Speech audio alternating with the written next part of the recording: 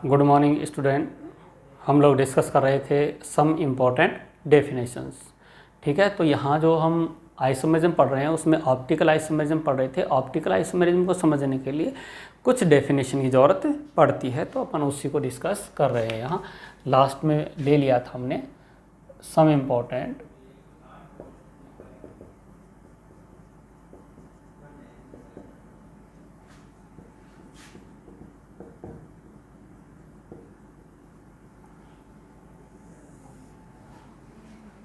जिसमें फर्स्ट लिया था आप लोगों ने एनेंशियोमर।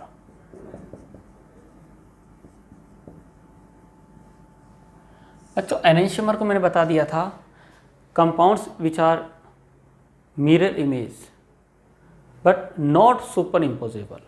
मिरर इमेज तो होगा, जैसे मान लीजिए मेरा ये वाला हाथ है, ठीक है, इसको मैं मिरर में देखूंगा तो ऐसा नज़र आएगा, तो एक दूसरे का मिरर इमेज है और ये सुपर इम्पोज नहीं होता है, ये सुपर इम्पोज नहीं होता है।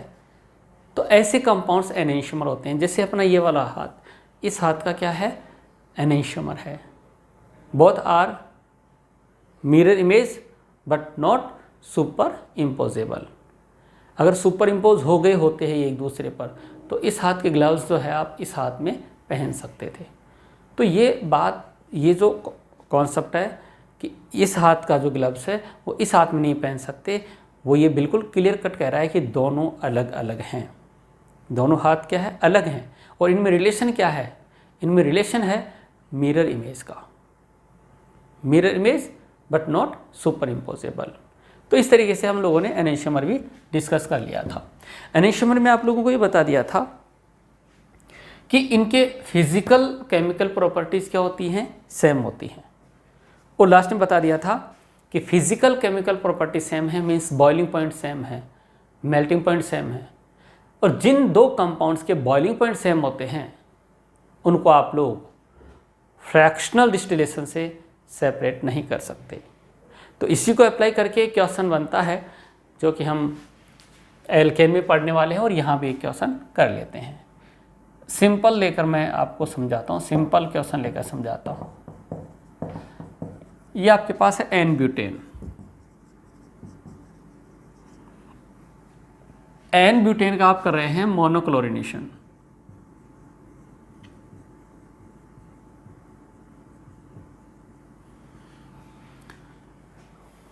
मोनोक्लोरिनेशन में होता क्या है कि कोई भी एक हाइड्रोजन वहां से रिमूव होती है और एक क्लोरीन आ जाती है। Monochloro substituted product are formed in monochlorination.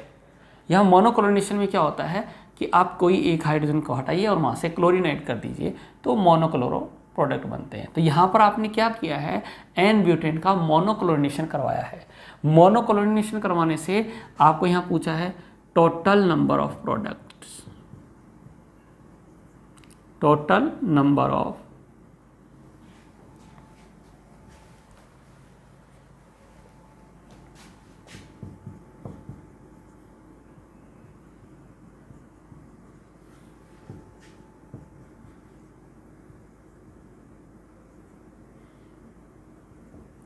Total number of products. Total number of products अपने को किसी कंटेनर में मिलेंगे। आप उसका क्या करेंगे, आप उसका करेंगे फ्रैक्शनल डिस्टिलेशन। फ्रैक्शनल डिस्टिलेशन जो है आपने 11th में भी डिस्कस किया होगा, 12th में भी बहुत बार यूज़ होगा। तो फ्रैक्शनल डिस्टिलेशन में क्या करते हैं, एक ही कंटेनर में क्या होते हैं, एक से ज़्यादा कंटेंट होते हैं और उनको अपन क्या करते हैं, उनको अपन गर्म कर रहे होते हैं। गर्म करने से जिसका बॉइलिंग पॉइंट कम है वो अपने को पहले एज ए प्रोडक्ट मिल जाता है।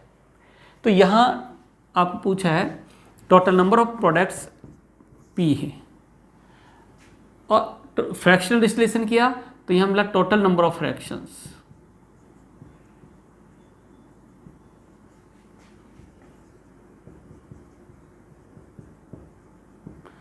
और ये R मान लीजिए,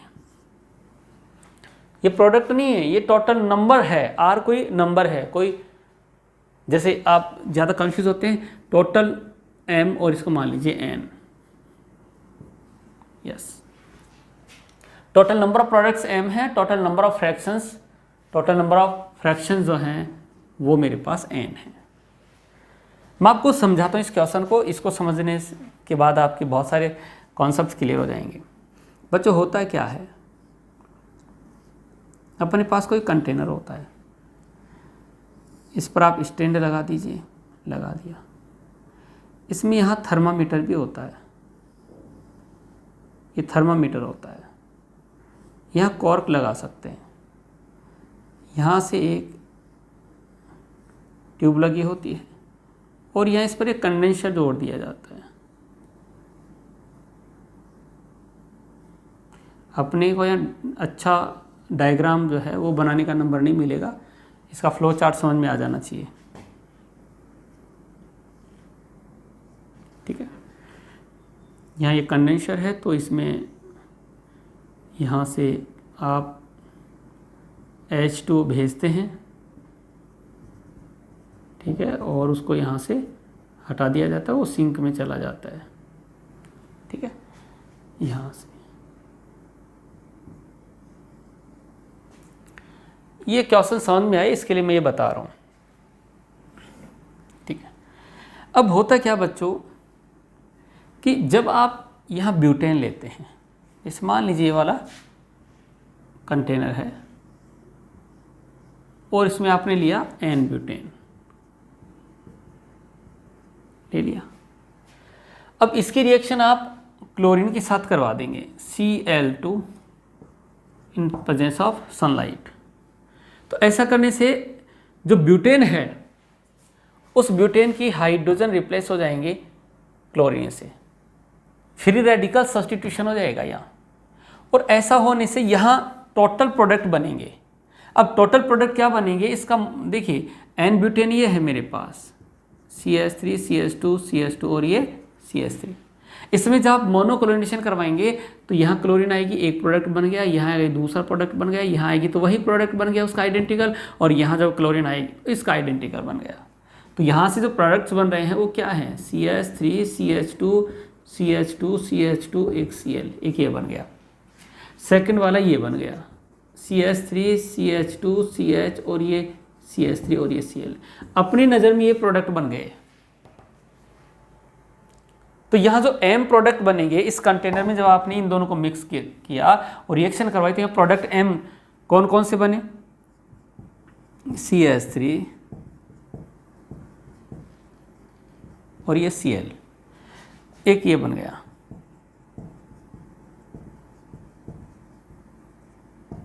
ये तो आपके देखिए आपके दिमाग में आता है कि यहाँ 2 ही प्रोडक्ट्स बने हैं, बट एक्चुअल में यहाँ नंबर ऑफ प्रोडक्ट्स कितना है, 3 है। कैसे, यह एक कायरल कार्बन है, कायरल कार्बन है, और कायरल कार्बन तो इसके 2 ओरिएंटेशन पॉसिबल हैं। कैसे, कायरल कार्बन पर देखिए ये मिथाइल 1 2 3 4, इसको वर्टिकल पर लूंगा मैं, यहाँ क्या गया C2H5, ये H और ये Cl, एक प्रोडक्ट ये है इसका, और दूसरे वाले इसका प्रोडक्ट कौन सा बनेगा, जिसमें Cl यहाँ होगी, H यहाँ है, ये मिथाइल, ये C2H5। और आप अच्छे से देख लीजिए इन दोनों में जो रिलेशन आ रहा है, इससे एक तो ये बन रहा है, दूसरे वाला ये बन रहा है, और इन दोनों में जो रिलेशन आ रहा है वो एनेंशियोमर का आ रहा है, और ये जो कंपाउंड है वो सेम नहीं है, दोनों डिफरेंट है। तो इसमें आपको नंबर ऑफ प्रोडक्ट 1 नजर आ रहा है, इसमें नंबर ऑफ प्रोडक्ट्स 2 है, then total number of products is 3। क्योंकि इस एक कंपाउंड में कितने कंपाउंड नजर आ रहे हैं आपको, 2 नजर आ रहे हैं, फर्स्ट ये है और सेकंड वाला ये है। दोनों में रिलेशन किसका है, दोनों में रिलेशन है एनेंशियोमर, एनेंशियोमर। 12th के बेस पर नहीं चलेंगे कि लो जी रट लिया। और ये जो 2 कौन सा, एक तो ये रहा और एक ये रहा, टोटल प्रोडक्ट कितने हो गए हैं, 3 हो गए हैं। इस एक में 2 हैं, एक में 2 नजर आएंगे, एक तो ये वाला और एक ये वाला, दोनों में एनेंशियोमर का रिलेशन है। तो टोटल नंबर ऑफ प्रोडक्ट्स कितने हो गए, 3 हो गए। तो यहाँ इस कंटेनर में जो टोटल प्रोडक्ट है वो कितना उसका नंबर 3 है, और उस कंटेनर को मैं यहाँ ले लिया, टोटल नंबर ऑफ प्रोडक्ट्स कितना आ रहा है, 3 आ रहा है। यस, हो गया। अब इसका मैं क्या करवाऊंगा, फ्रैक्शनल डिस्टिलेशन करवाऊंगा। अब मैं इसको गर्म करने वाला हूँ, गर्म करने वाला हूँ तो होगा क्या, जिसका टेम्परेचर कम है वो पहले इवेपोरेट होगा और वो पहले मिल जाएगा, कहूँगा फर्स्ट फ्रैक्शन। उस टेम्परेचर पर दूसरा कंपाउंड वहाँ नहीं आएगा, ठीक है। अगर दूसरे कंपाउंड का बॉइलिंग पॉइंट सेम है तो ही आएगा। एक टेम्परेचर पर उतना बॉइलिंग पॉइंट रखने वाले ही प्रोडक्ट्स आएंगे, ठीक है। तो यहाँ से आप लोगों को क्या मिल गया, एक फ्रैक्शन मिला, फिर दूसरा मिल जाएगा। तो कुल मिला के टोटल फ्रैक्शन कितना आएगा, टोटल फ्रैक्शन आएगा 2। कैसे, इसका बॉइलिंग पॉइंट अलग है और इसका बॉइलिंग पॉइंट इससे अलग है, लेकिन हम अच्छे से जानते हैं जो दोनों प्रोडक्ट बने हैं वो एनेंशियोमर का रिलेशन रखते हैं, और एनेंशियोमर का बॉइलिंग पॉइंट क्या होगा, सेम होगा। जिनका बॉइलिंग पॉइंट सेम होता है वो एक साथ आ रहे होते हैं, और एक साथ अपने को यहाँ कॉनिकल फ्लास्क मिलते हैं, उसको अपन एक फ्रैक्शन मानते हैं, वो सिंगल फ्रैक्शन होता है। जो एक ही टेम्परेचर पर आता है उसको अपन क्या मानते हैं, सिंगल फ्रैक्शन मानते हैं। तो यहाँ से आप फ्रैक्शनल डिस्टिलेशन करवाएंगे तो एक फ्रैक्शन तो इसका मिल जाएगा, किसी एक टेम्परेचर पर ये मिलेगा, और जब टेम्परेचर इंक्रीज करूँगा कोई दूसरा टेम्परेचर आएगा, ठीक है, तो जो भी टेम्परेचर रहा होगा उसमें ये दोनों एक साथ आ जाएंगे, इसलिए इन दोनों को अपन एक ही फ्रैक्शन बोलते हैं। तो इसमें अपन टोटल नंबर ऑफ फ्रैक्शंस क्या बोलेंगे, 2 बोलेंगे। 2 फ्रैक्शन होंगे। वजह क्या हुई, enantiomer.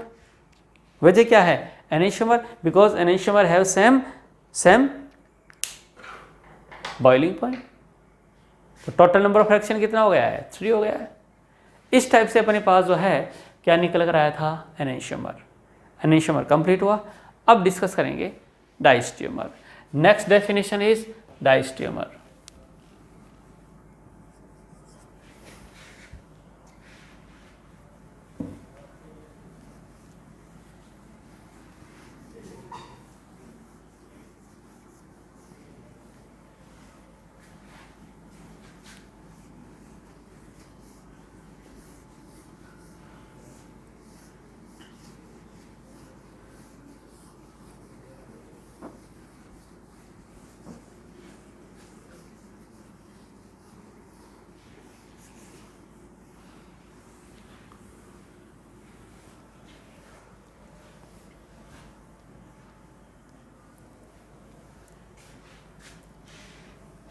Second definition is diastereomer.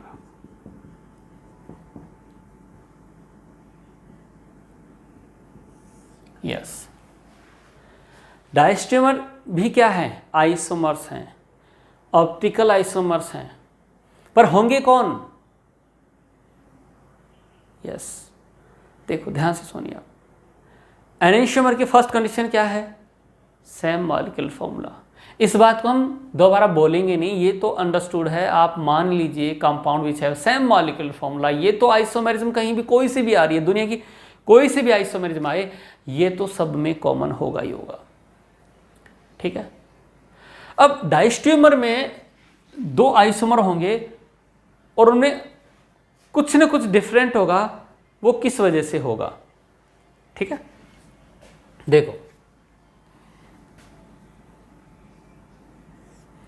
मैं आपको समझाने की कोशिश कर रहा हूं।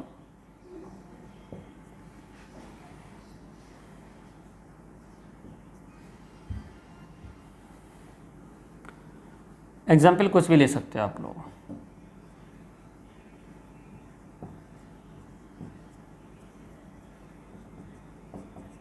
एक कंपाउंड ये है,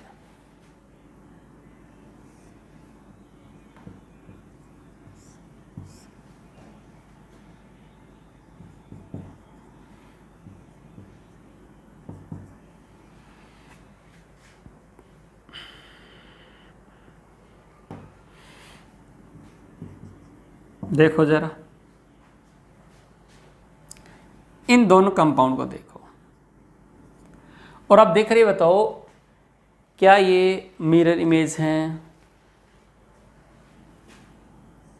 तो आप कहेंगे not mirror image.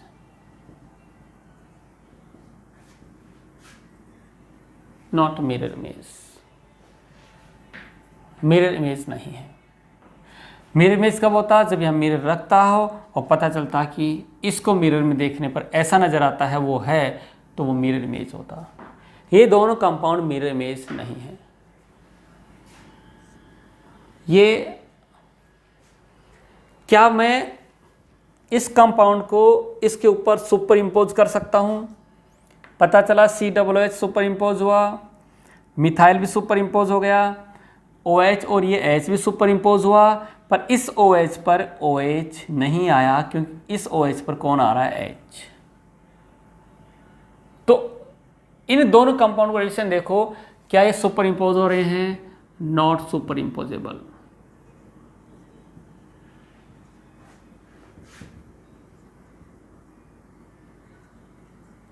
Not super imposable, ये सुपर इम्पोज नहीं हो रहे हैं। और इस दुनिया के कोई भी ऐसे दो कंपाउंड जो मिरर इमेज नहीं है और नहीं सुपर इम्पोज होते हैं, compounds which are not mirror image of each other and not superimposable are called diastereomer. ये ना तो सुपर इम्पोज हो रहे हैं ना मिरर इमेज हैं, इनको बोलते हैं डायस्टेरियोमर। तो डायस्टेरियोमर की डेफिनेशन क्या निकल के आई? Compounds which are not mirror image of each other and are not superimposable to each other are called diastereomer. तो डायस्टेरियोमर की खास बात आपको क्या देखना है? आपको ये देखना है कि वो मिरर इमेज है क्या, नहीं है। क्या सुपर इम्पोज हो रहा है क्या, नहीं हो रहा, बस डायस्टेरियोमर हो जाएंगे।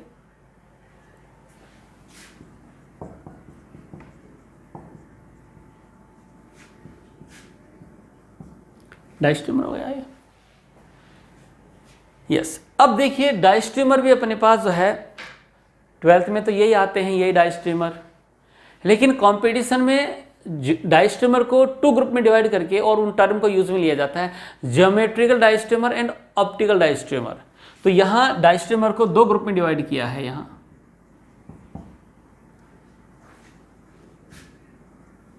डायस्टेरियोमर, there are 2 types of diastereomer. First is geometrical.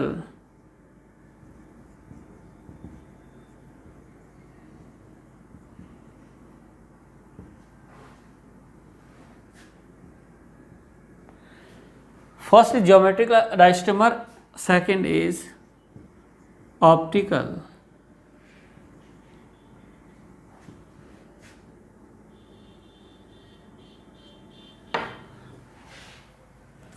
Geometrical diastereomer and optical diastereomer. देखिए ज्योमेट्रिकल डायस्टेरियोमर में क्या होता है? ज्योमेट्रिकल आइसोमर्स होते हैं। ज्योमेट्रिकल आइसोमर्स होते हैं, यस।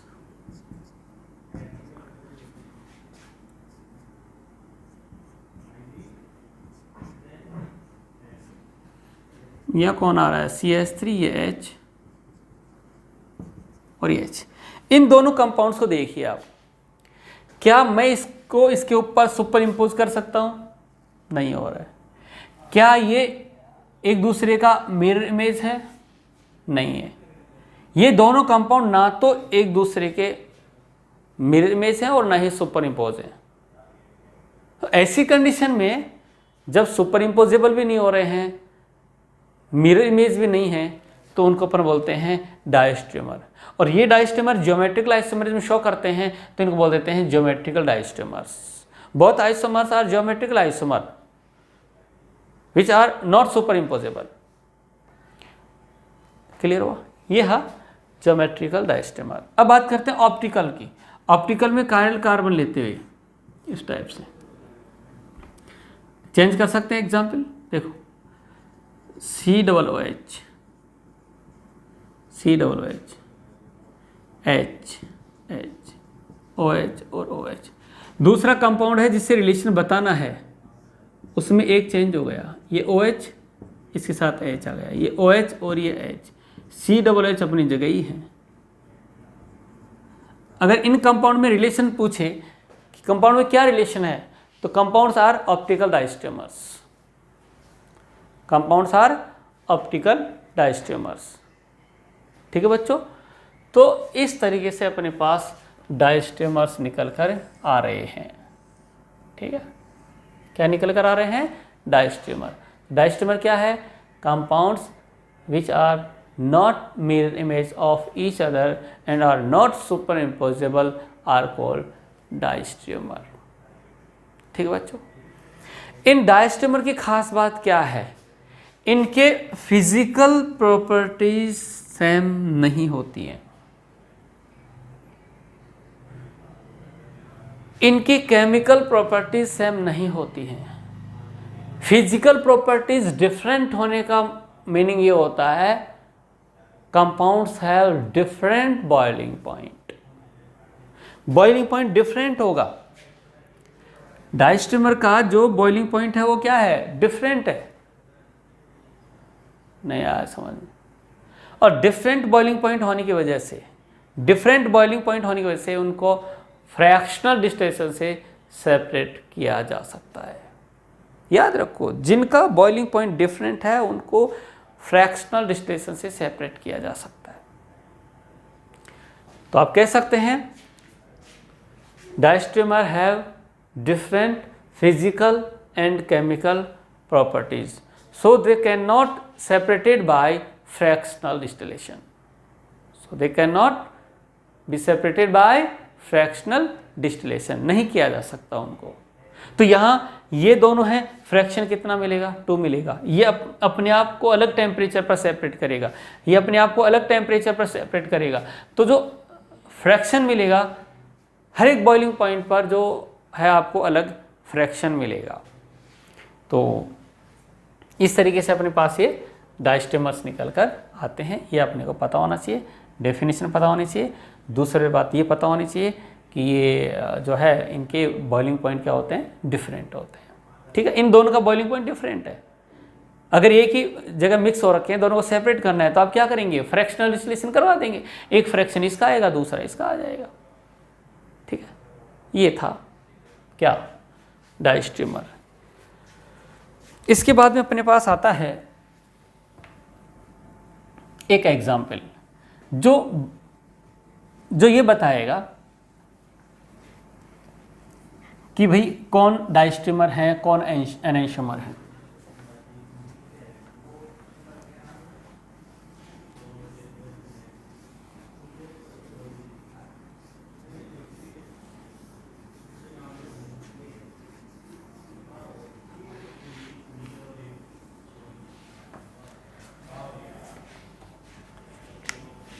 देखिए क्वेश्चन है इस टाइप से है।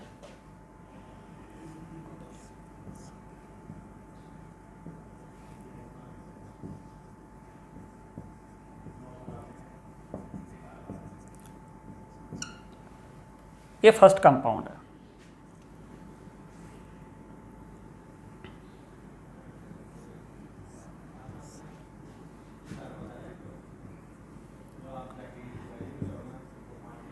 ये OH या H कर दीजिए। ये देखने वाले आपको एक ही दिख रहे होंगे, ये सेकंड कंपाउंड है।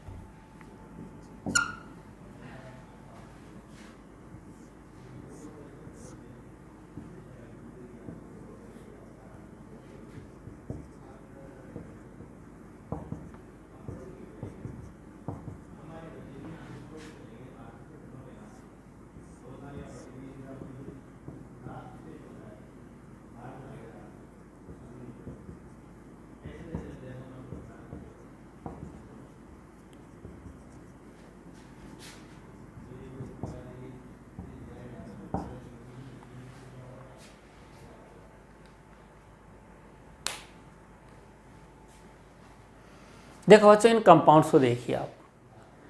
ये एक कंपाउंड है CH3CH COOH OH।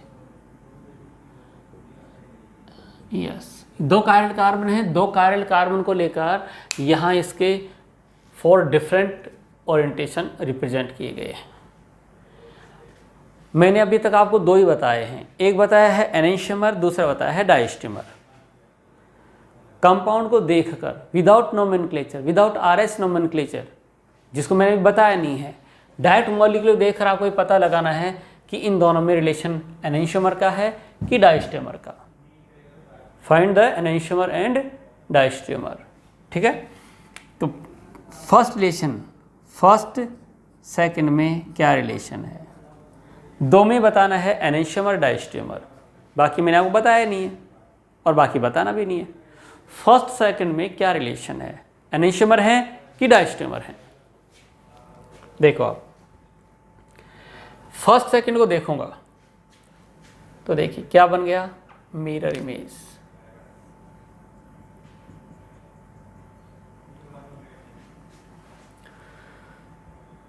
Mirror image तो बन रहा है, ठीक है। अब मैं इसको इसके ऊपर यूं का यूं सुपर इम्पोज कर रहा हूं, नहीं हो रहा है। मैं इसको 180 से रोटेट करके भी सुपर इम्पोज कर सकता हूं। तो जब 180 से रोटेट किया तो OH पर OH ग्रुप ओवरलैप हो जाएगा, पर जब 180 से रोटेट हो गया आएगा तो यहाँ मिथाइल आ जाएगा और यहाँ COOH आ जाएगा, और उस कंडीशन में ये सुपर इम्पोज नहीं हो रहा है। Compound are mirror image but not superimposable. Mirror image तो है, आप इसको देखिए, आप मिरर में देखिए, आईना आप देखते हो, आईने में देखना है साहब, देखो तो आप क्या OH फिर H COOH CH3, mirror image तो है। क्या सुपर इम्पोज हो रहा है? नहीं हो रहा है। तो ऐसे क्या बोले जाते हैं, एनेंशियमर। क्या बोले जाते हैं, एनेंशियमर। फर्स्ट सेकंड के साथ एनेंशियमर। फर्स्ट का रिलेशन देखिए आप थर्ड के साथ, ठीक है। अब मैं इसको हटा दिया यहाँ से, ये फर्स्ट है और ये थर्ड है। यहाँ अगर मैं मिरर लगाकर देखूंगा तो क्या ऐसा नजर आएगा? नहीं आएगा। क्यों नहीं आने वाला है? ऐसा जब मिरर लगाऊंगा, यहाँ मिरर लगाऊंगा, इसको आप भूल जाइए, यहाँ मिरर लगाएंगे तो क्या ऐसा नजर आएगा? नहीं आएगा। क्यों? क्योंकि इधर OH है तो यहाँ OH आना चाहिए था, लेकिन ये मिरर इमेज नहीं है। जो मिरर इमेज नहीं होगा वो एनेंशियमर तो होगा ही नहीं भाई। एनेंशियमर की फर्स्ट कंडीशन क्या है? Mirror image. ये दोनों मिरर इमेज नहीं है। क्या ये सुपर इम्पोज हो रहे हैं? क्या दोनों सुपर इम्पोज हो रहे हैं? नहीं हो रहे हैं। सुपर इम्पोज नहीं हो रहे हैं तो ऐसे कंपाउंड क्या होंगे जो ना, देखो, compounds which are not mirror image of each other और not superimposable. Mirror image भी नहीं है, सुपर इम्पोज भी नहीं हो रहा है, तो भैया ऐसे कंपाउंड्स को अपन ने कहा था डाइस्टीरियोमर्स। हो गया रिलेशन। फर्स्ट का इसके साथ रिलेशन हो गया। फर्स्ट का फोर्थ के साथ रिलेशन देखिए आप। यस, फर्स्ट का फोर्थ के साथ रिलेशन देखूंगा तो वही कहानी निकल के आएगी कि यहाँ both OH are same side, या सेम साइड नहीं आ रहे हैं। मिरर रखूंगा तो ऐसा तो नजर नहीं आएगा, और मैं इसको इसके ऊपर सुपर इम्पोज करूंगा वो भी नहीं होगा। दोनों कंपाउंड ना तो मिरर इमेज हैं और ना ही सुपर इम्पोज हैं। क्या बोले जाएंगे? डायस्टेमर। तो फर्स्ट का किसी भी कंपाउंड के साथ रिलेशन पूछेगा अपन देख के बता देंगे। अब आ गया सेकंड। सेकंड का थर्ड के साथ देखिए रिलेशन। मिरर में देखो, मिरर रखने पर H आया, सब कुछ मिरर इमेज बनेगा, लेकिन ये वाला पार्ट मिरर इमेज नहीं बन रहा होगा। फाइनली मैं ये कह सकता हूँ second and third are not mirror image of each other. ये मिरर इमेज नहीं है। क्या सुपर इम्पोज होंगे? नहीं होंगे, क्योंकि ये वाला पार्ट जो है वो यूं का यूं उठा के इस पर रखूंगा तो सुपर इम्पोज नहीं होगा। ऐसे कंपाउंड होते हैं डायस्टेमर।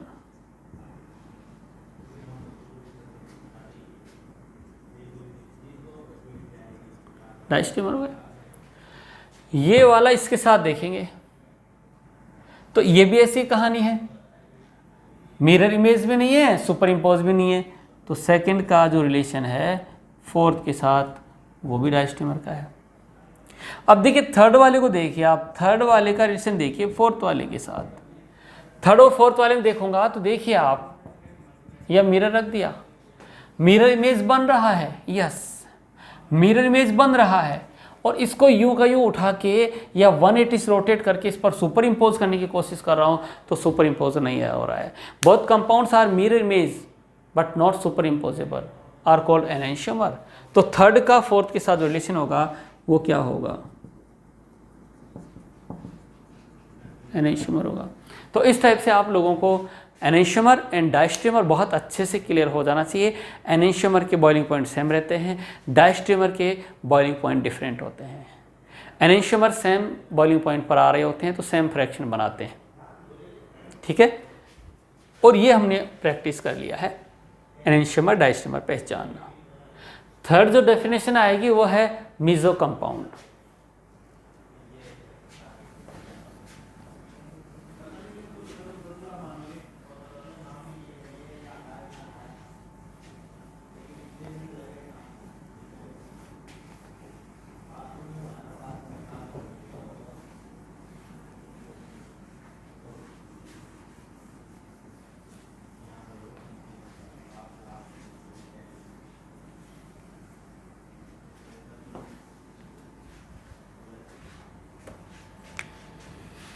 Third definition is meso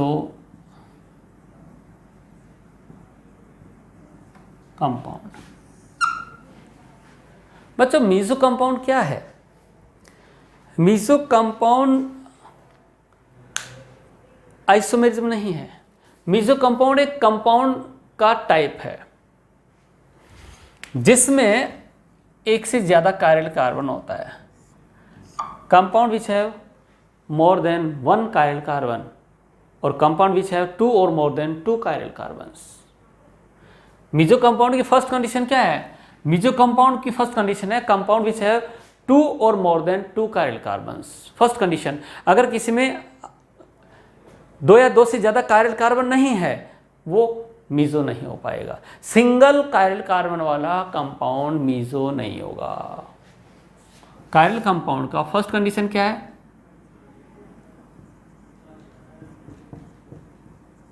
compound which have two or more than two chiral carbon and plane of symmetry POS, ठीक है। कंपाउंड में दो या दो से ज्यादा कायरल कार्बन होना चाहिए तो मैंने दो कायरल कार्बन ले लिया। साथ में क्या होना चाहिए? And POS means plane of symmetry. देखिए एक कंपाउंड है COOH, थोड़ा और अच्छे समझाता हूं।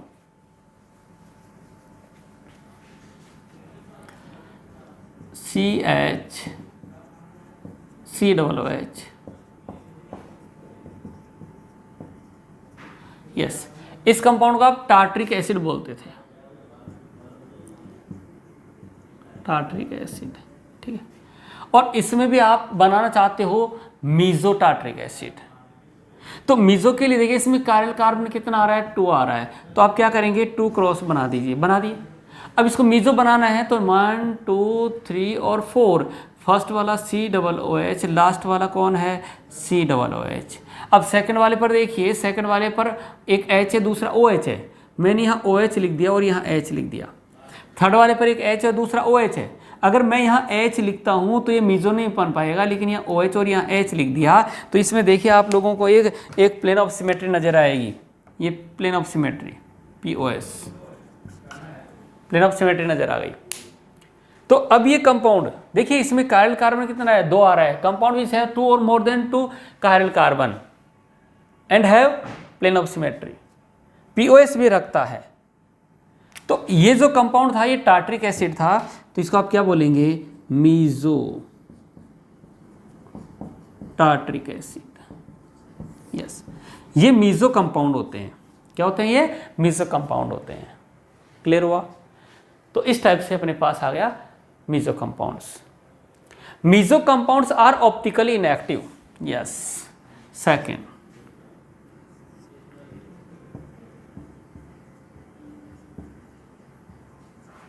Meso compounds are optically active, optically inactive. Optically inactive means PPL को रोटेट नहीं करेगा। PPL is not rotate by meso compound. PPL को रोटेट नहीं करेगा ये। Meso compounds are optically inactive, और ऑप्टिकली इनएक्टिव वो है जो पीपीएल को रोटेट नहीं करता है, पीपीएल को रोटेट नहीं करता है। ठीक है, तो ये पीपीएल को रोटेट नहीं करेगा। अब एग्जाम में वो वजह पूछता है, वजह इस मॉलिक्यूल के अंदर ही है, वजह इस कंपाउंड में ही है। क्या वजह है? वजह ये है कि ये जो पार्ट है, मान लीजिए ये पीपीएल को एंटी क्लॉकवाइज रोटेट करवा रहा है यूं, तो ऑब्वियस है कि ये वाला पार्ट जो है वो क्लॉकवाइज रोटेट करवाता है, और सेम टाइप का ग्रुप है तो जितना ये एंटी क्लॉकवाइज रोटेट करवा रहा है उतना ही ये क्लॉकवाइज रोटेट करवाएगा, और रिजल्ट ये निकल कर आएगा कि overall compensation, sorry overall compensate हो चुका है, यहां रोटेशन पीपीएल रोटेट होगा ही नहीं। तो meso compounds are optically inactive due to internal compensation, molecule के अंदर ही कंपनसेट हो जाता है, इसको बोलते हैं due to internal compensation.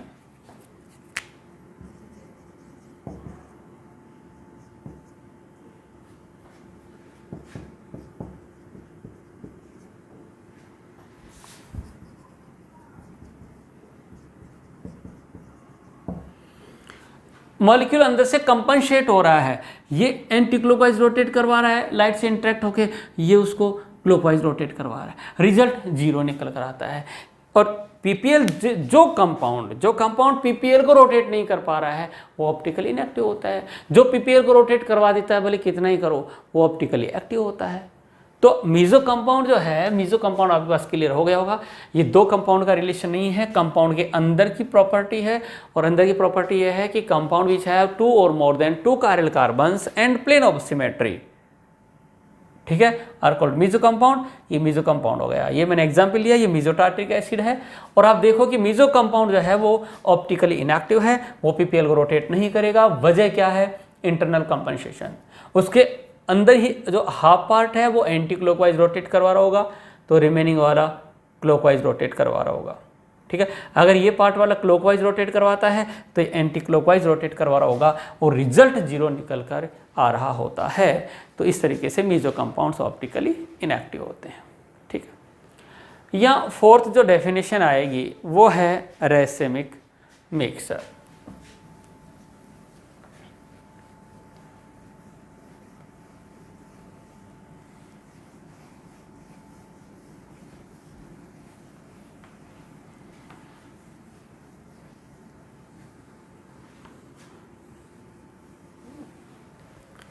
Fourth definition,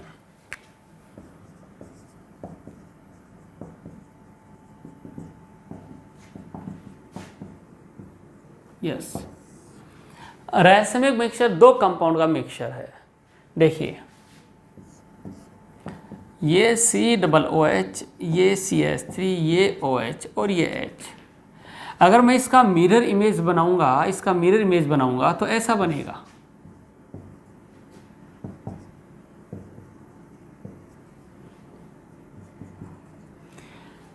Both compounds are mirror image and not superimposable. Mirror image है, सुपर इम्पोज नहीं हो रहे हैं, और ये इनमें रिलेशन क्या आ रहा है? एनेंशियोमर। अब मैं इन एनेंशियोमर को मिक्स कर रहा हूं। दोनों कंपाउंड डिफरेंट है, ये अलग है और ये अलग है। अब मैं दोनों को मिक्स करता हूं। ठीक है, मिक्स करता हूं तो एक मिक्सचर अपने को मेरे को मिलेगा। उस मिक्सचर में ये भी 50% हो और ये भी 50% हो, ये 50% और ये भी 50% हो, उस कंडीशन में जो मेरे को मिक्सचर मिलेगा उसी को बोलते हैं रेसेमिक मिक्सचर।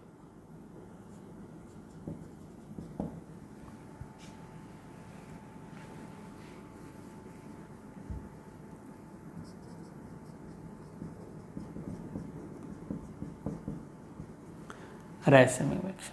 तो रैसेमिक मिक्सचर डेफिनेशन क्या है? इक्विमोलर, देखिए जब दोनों इक्वल अमाउंट में हैं तो इक्वल मोल्स हैं।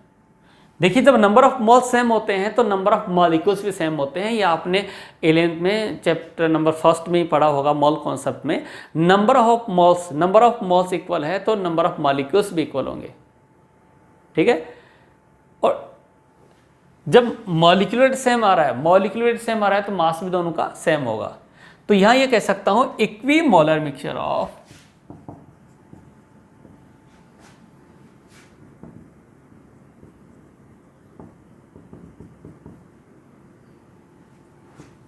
of enantiomer, equimolar mixture of enantiomer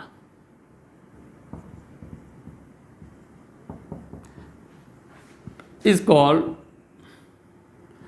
racemic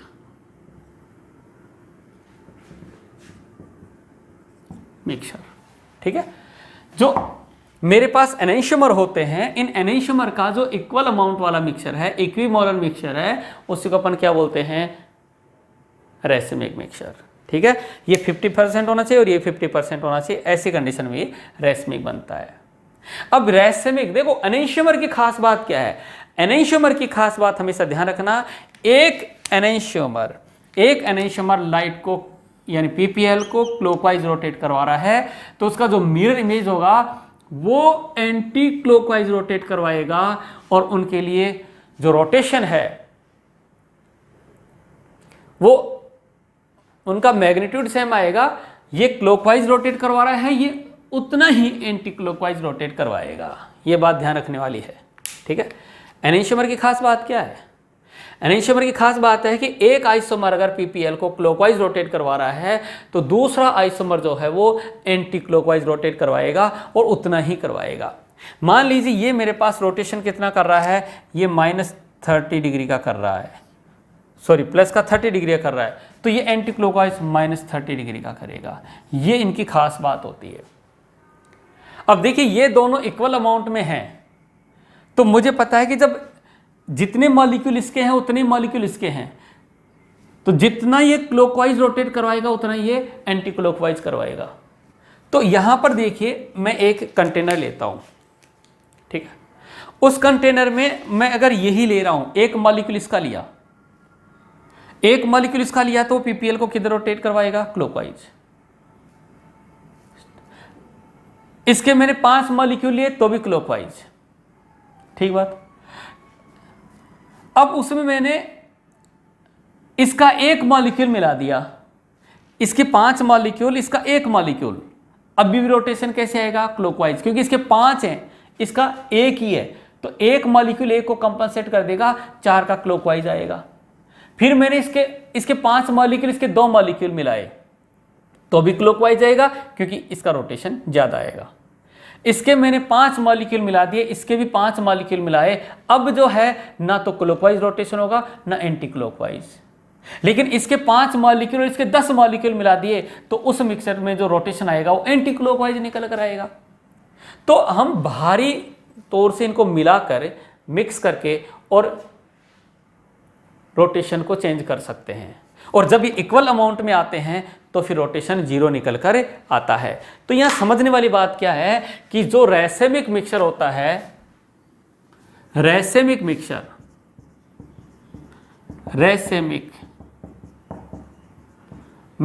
is optically inactive. अब इनएक्टिव क्यों हो रहा है? क्योंकि हम बाहर से मिलाकर इसको इनएक्टिव कर रहे हैं, due to external compensation. Due to external compensation ऐसा कॉम्पिटिशन पूछ लिया जाता है। और जो मीजो कंपाउंड था उसमें था इंटरनल कंपेंसेशन, मॉलिक्यूल का half part clockwise half anticlockwise था, half clockwise half anticlockwise ऐसे था मॉलिक्यूल में, उसको बोला था इंटरनल कंपेंसेशन। यहाँ क्या हुआ है, यहाँ हम बाहर से मिलाकर इसको कंपनसेट कर रहे हैं। तो जो रैसेमिक मिक्सचर है वो ऑप्टिकली इनएक्टिव होता है और उसकी वजह होती है इंटरनल कंपनसेशन। ठीक है बच्चों, तो इस तरीके से आप लोगों के पास में ये कुछ इंपॉर्टेंट डेफिनेशन आई है, ठीक है कि नहीं। जो समझ में आ गए होंगे, इनकी बहुत ज़्यादा ज़रूरत पड़ती है। इस लेक्चर को अपन यहीं फिनिश करते हैं। नेक्स्ट लेक्चर में मिलते हैं हम नोमेनक्लेचर ऑफ ऑप्टिकल आइसोमर्स। ठीक है बच्चों, धन्यवाद।